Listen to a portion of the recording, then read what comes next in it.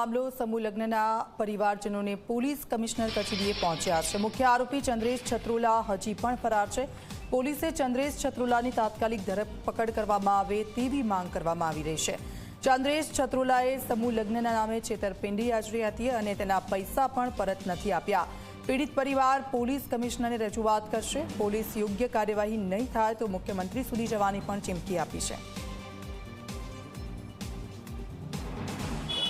રાજકોટમાં સમૂહ લગ્નના નામે 28 યુગલો સાથે છેતરપિંડી કરવામાં આવી હતી। ત્યારે આ યુગલો છે તે અત્યારે પોલીસ કમિશનર કચેરીએ રજૂઆત કરવા માટે પહોંચ્યા છે, કેમ કે જે મુખ્ય આરોપી છે તે હજુ સુધી ફરાર છે। શું કહેશો? અમને અમારે કાંઈ ન, અમને અમારો ન્યાય દ્યો, અમને અમારું બધું દ્યો। હવે અમારે વિશ્વાસ કેમ કરો સૌરજ્ઞાતિ સમૂહમાંથી? અહીંયા આવો ફ્રોડ અમારા રે થયો। હજી કાલવાર બીજી દીકરીઓ પણ તમારે વિશ્વાસ કેમ કરો કે સમૂહ લગ્ન થાય અમે ફોર્મ ભરાવી આ તે કરી આ એકે ફ્રોડ કર્યો, કાલવારે બીજા કરશે।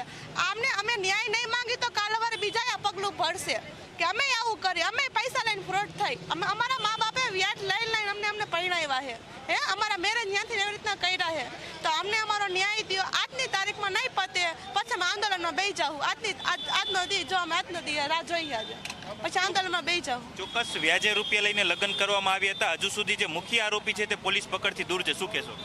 તેને ગમે એમ કરીને ગુજરાત પોલીસ કૃપા કરીને પકડો, એને અમને ન્યાય અપાવો। અમારી આબરૂ તો કોઈ દી આવવાની નથી, તો હવે અમને અમારા નાણાં પરત કરો।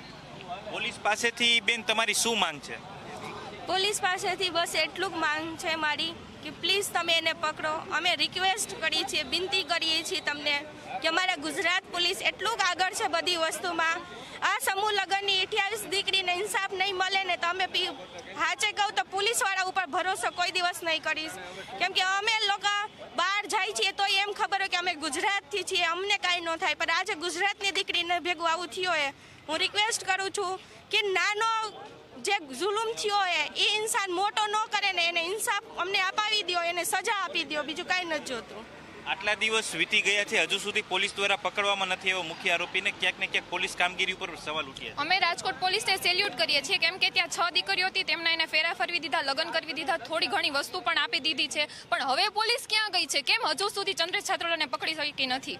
આજ 25 દિવસે અમે કોર્ટ પોલીસ ધક્કા ખાઈએ છીએ, તો અમે કંઈ નવરાતો નથી। આ રીતના ધંધા મૂકીને આવા વ્યાજે પૈસા ભરીને લગ્ન કરવા, બધું કઈ રીતે થતું હોય એને કંઈ ખબર નથી। ક્યાં છે અત્યારે? અમારે જોઈએ છે એને હાજર કરો એને। બેન, પોલીસ પાસેથી મુખ્ય શું માંગ છે ને જે માંગ સ્વીકારવામાં નહીં આવે તો આગળના દિવસોમાં શું કરવામાં આવશે? જો હવે ચંદ્રેશ છત્રોલા અમારા હાથમાં નહીં આવે તો અમે મુખ્યમંત્રી પાસે જવા તૈયાર છીએ।